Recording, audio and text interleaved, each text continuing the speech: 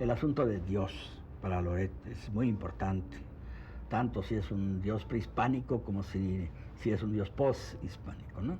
Que es algo que Loret siempre tuvo en mente y lo manifestaba, digo, no estaba oculto, y eso la llevó a interpretaciones a veces muy discutidas. Siempre lo que le importaba ver era su concepción del mundo. ¿Qué tipo de aprehensión del universo existía en la mentalidad de los pueblos amerindios?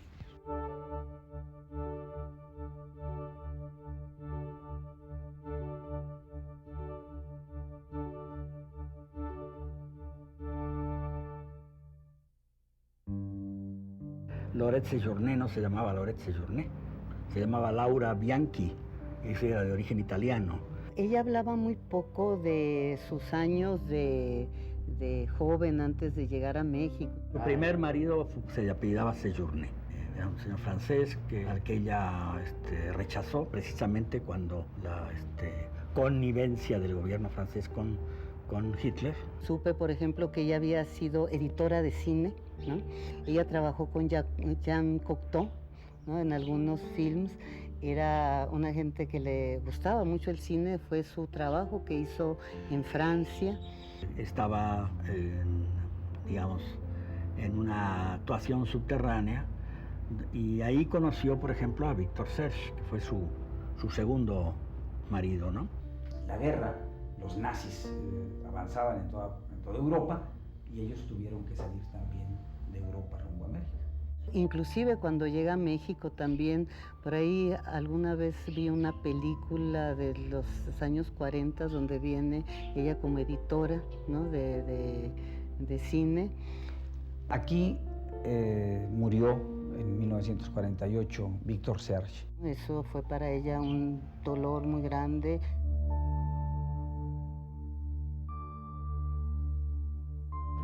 Tuvo una librería, cafetería en el centro de la ciudad, donde a los clientes, y era una tienda de antigüedades también, les ofrecía vino, ¿verdad? Entonces ahí en esa tienda precisamente conoció a don Arnaldo. Y 2 años después ella se casó con Arnaldo Orfila.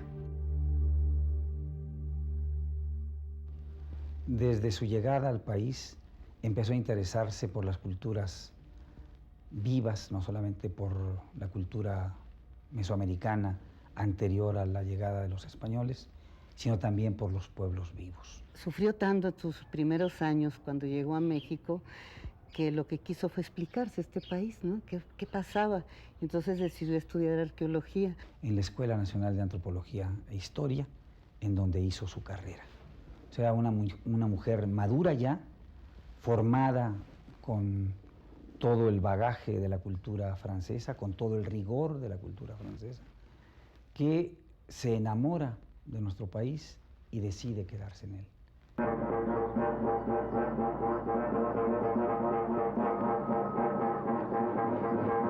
Entre los principales componentes del irresistible sortilegio de México, hay uno, el más poderoso, que proviene de la prolongación milagrosamente viva del pasado precolombino en la realidad presente.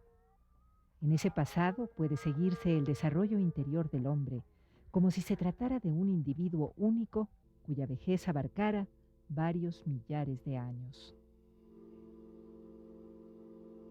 Si yo recuerdo bien, su primer trabajo fue de carácter antropológico. Las supervivencias de un mundo mágico en San Mateo del Mar, en Oaxaca. Ya desde ahí apuntaba algo muy importante. Los innumerables vestigios materiales y espirituales de las antiguas civilizaciones esparcidas sobre todo el país aparecen como fascinantes recuerdos de una infancia lejana y común.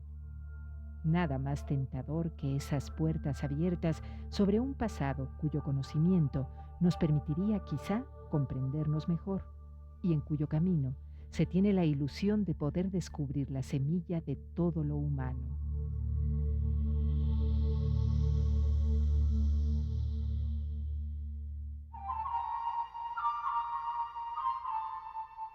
Me platicó que había estado trabajando con don Alfonso Caso en Monte Albán y luego trabajó con Rus, con el maestro Rus en Palenque también. Cuando descubren la tumba de Palenque, ella era parte del cuerpo pues de arqueólogos que estaba trabajando ahí, y después pues ya se va a Teotihuacán.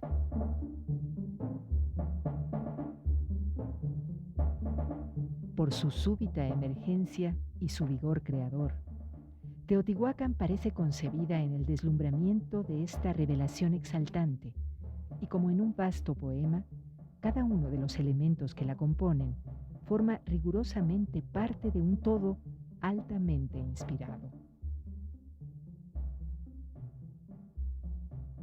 Lo principal, digamos, de Teotihuacán, lo más espectacular ya estaba a la vista. Entonces, la parte de la habitación o demás, ¿no? Yo creo que eso es lo que le llamaba la atención a Loret en Teotihuacán. De los testimonios materiales que pueden elucidar las crónicas y los libros pintados, los que proporciona la arquitectura son con mucho los más esclarecedores, ya que su estudio es susceptible como ningún otro de restituir un sentido a los elementos que reencuentra separados de su contexto, perdidos en la multiplicidad y la fragmentación. Hizo estudios relacionados con el aspecto urbano de la ciudad, la distribución de los espacios de acceso, los espacios interiores con sus respectivas importancias, los espacios exteriores, los traspatios, los patios, las plazas, las calles, así como las plazas públicas. La dificultad que presenta la arquitectura teotihuacana reside ante todo en las destrucciones cíclicas que singularizan a la ciudad de los dioses. Al terminar un periodo, que era de 52 años entre los aztecas, un edificio era destruido y uno nuevo venía a elevarse sobre los escombros. Todo vestigio contiene invariablemente otros varios en su interior. El problema consiste en convertir esta complejidad en fuente de enseñanzas y no de irremediables mutilaciones. La naturaleza de sus estructuras obliga a tratarlas como a un ser dotado de profundas resonancias interiores, y la experiencia enseña pronto a considerar la ciudad no en función de sus superficies aparentes, sino de extensiones ocultas que, lejos de agotarlas, las exploraciones multiplican automáticamente.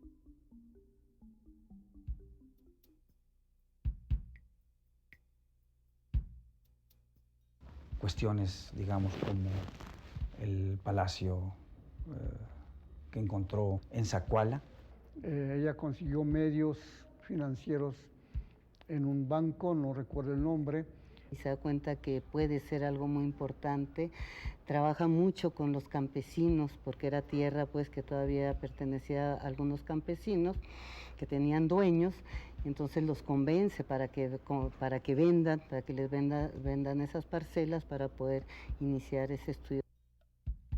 Sepultados desde hace más de un milenio, estos palacios han sobrevivido no solo en la memoria deslumbrada de las generaciones, sino en la existencia concreta que ha sido siempre recordada por las innumerables obras que a través de los siglos brotan de este suelo repleto de arte.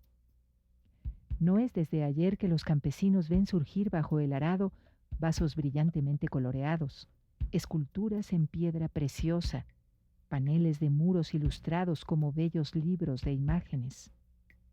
Es fácil, por ello, comprender la fascinación que ejercen estos grises campos de labor que encierran el universo deslumbrante de Quetzalcóatl, esas extensiones opacas en las que el investigador atento percibe el centelleo interior.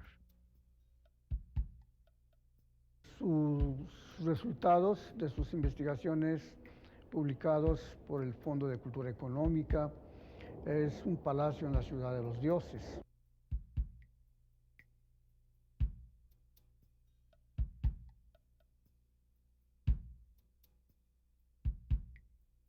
Loret estaba muy consciente de que su trabajo arqueológico debía basarse en los elementos físicos que lo sustentaban.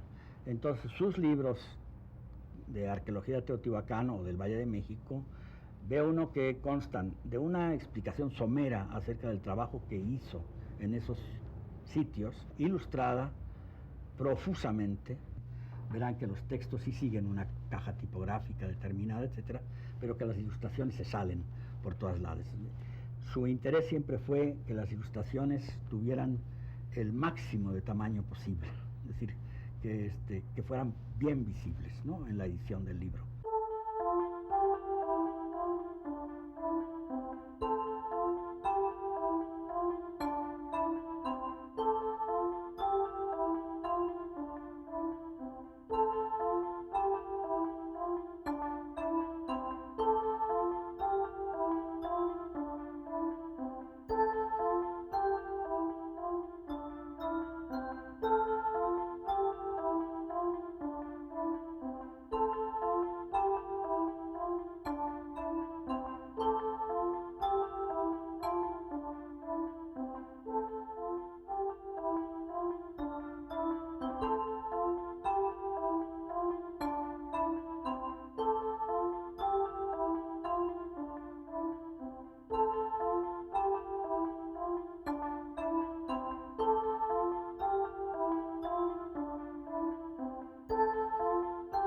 Contó con varias gentes que colaboraron con ella.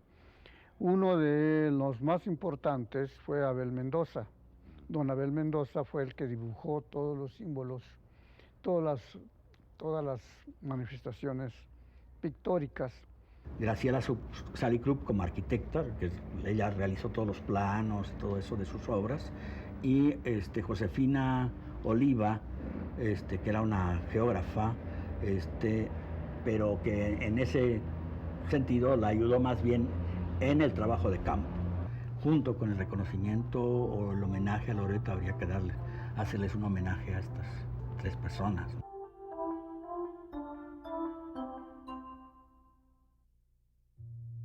Hoy nos parece inconcebible que Europa haya podido ignorar hasta el siglo XVI la existencia de una civilización como la que reinaba entonces en México desde hacía más de 1500 años. El antiguo México sorprendió a los europeos por el lugar desmesurado que asignaba a las cosas divinas. Era un mundo en el que la marcha del cosmos estaba considerada como un asunto de Estado y donde había leyes que regían la búsqueda espiritual de los ciudadanos. Una tierra que por su intimidad con el cielo había derogado lo profano. Poblaciones vueltas hacia el infinito que respiraban normalmente en el aire rarificado de lo sagrado.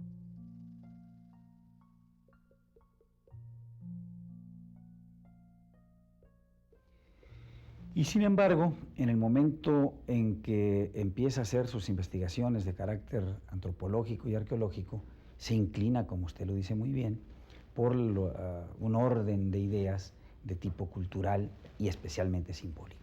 Es la otra Loret, ¿no?, la Loret que ciertos arqueólogos han discutido y demás acerca de sus interpretaciones.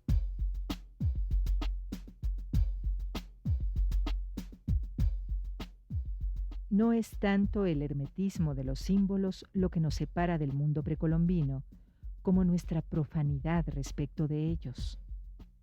Pertenecientes a una civilización donde la actividad se traduce en hechos históricos, en acontecimientos que no tienen alcance más que sobre el universo temporal, nos es difícil captar un pensamiento determinado por la voluntad de elevarse, desde esta existencia misma, por encima de la condición terrestre. Ella aportó una gran información en lo que se refiere a la descifración de los mitos, de los signos, de la iconografía, y todo esto está relacionado con la religión. Los dioses son espíritus libres para siempre del tiempo y de la separación. Por tanto, todo lo que para nosotros es indicio de vida, expresión, personalidad, movimiento, está rigurosamente proscrito de sus figuraciones y formas. Lejos de constituir un fin en sí, son jeroglíficos de conceptos altamente especulativos.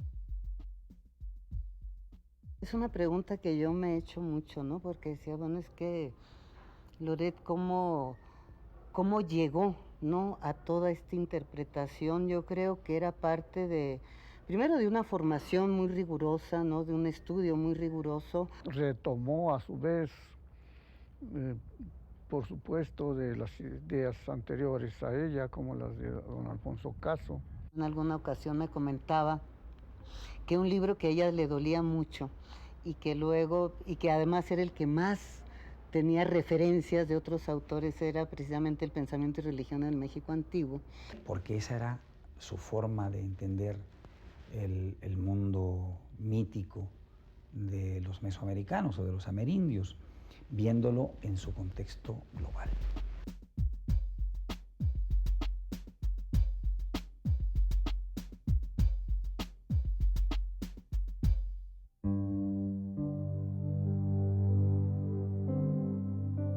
Existe un personaje que, por estar indisolublemente ligado a la vida de los toltecas, nos proporciona un hilo conductor: Quetzalcóatl.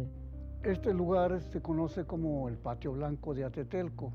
Fue explorado en parte por Loret Seyurné y ella estudió el material. Y aquí hay la representación muy importante de las figuras que ella interpretó. Por ejemplo, aquel personaje que se encuentra allá es un sacerdote con lanzas y demás. A él le da la denominación de Quetzalcóatl.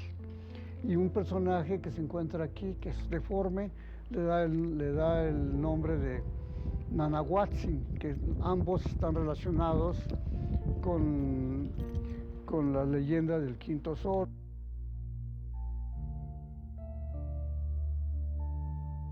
El rey de Tolan no era otro que Quetzalcóatl, el creador de todo el saber humano.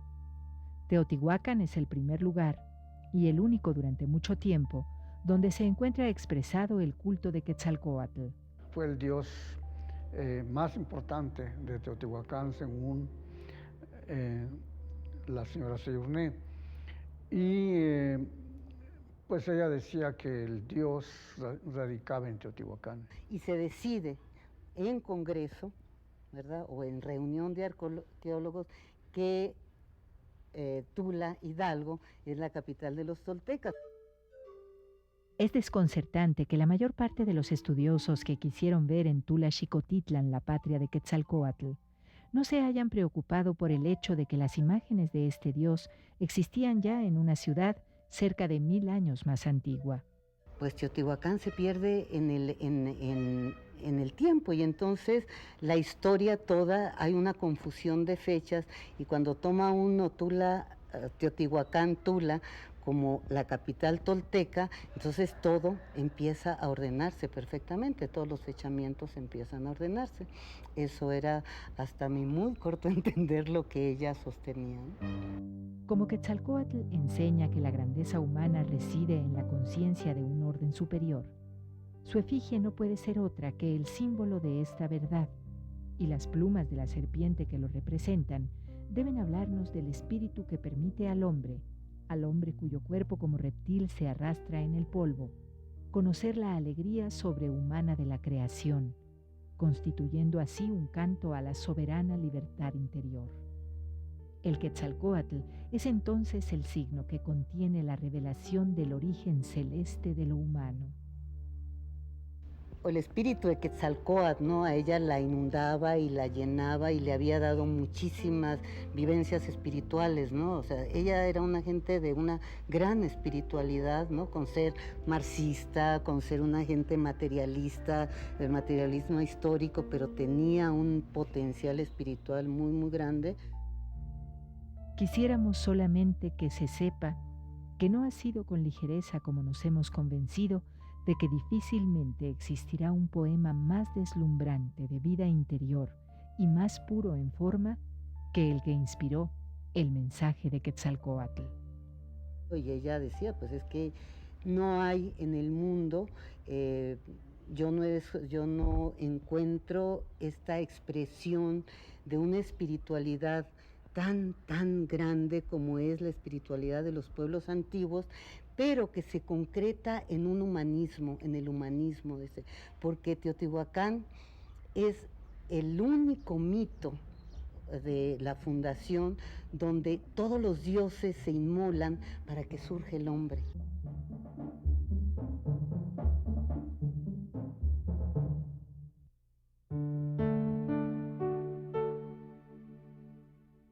Este espacio de Atetelco, que se conoce como la sección noreste, fue donde la señora Seyurné trabajó en sus últimas excavaciones. Ella descubrió aquí una serie de espacios arquitectónicos, pero también encontró restos de pintura mural. Ya no hubo tiempo de interpretar estos signos, porque ya después, pues por su edad, se retiró y empezó con la preparación de otros libros, y esto ya lo dejó sin su estudio.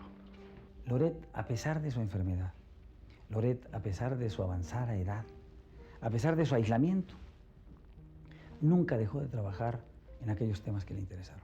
Hoy estaba escribiendo un último libro después del pensamiento náhuatl sobre el fechamiento de las 5 eras, cómo se podían fechar estos 5 momentos, ¿no? de este mito, ¿no? Para darle concreción.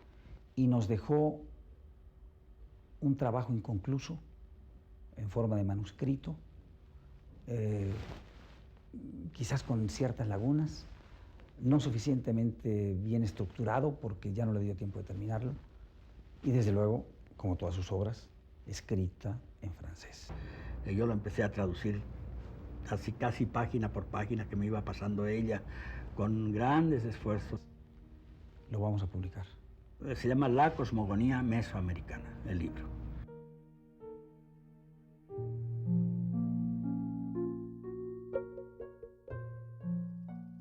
Te amaba mucho la naturaleza, amaba mucho los volcanes tutelares del valle, el Popo y el Ista, y por eso parte de sus cenizas se dispersó ahí. Pues estamos aquí en la piedra solsticial, la piedra del conejo, la piedra de Tomacoco, o una cabeza semilla, como Loret le llamó. Se esculpió en 1519, precisamente cuando llegan Hernán Cortés a las costas de Yucatán. Está relacionado con Venus al amanecer, aquí en los volcanes, atrás de la mujer dormida, pues sale Venus, cuando en su forma de Tlahuizcalpantecutli, que Loret investigó durante muchos años. Es una de las vinculaciones muy fuertes que tuvo con Amecameca. Como homenaje a ella y también por petición de ella, primero aquí trajimos a depositar las cenizas de don Arnaldo Orfila, y después de ella también, de Loret, pues ahí pusimos sus cenizas y las dispersó el viento, como pues homenaje a ella, a su trabajo que hizo en esta región.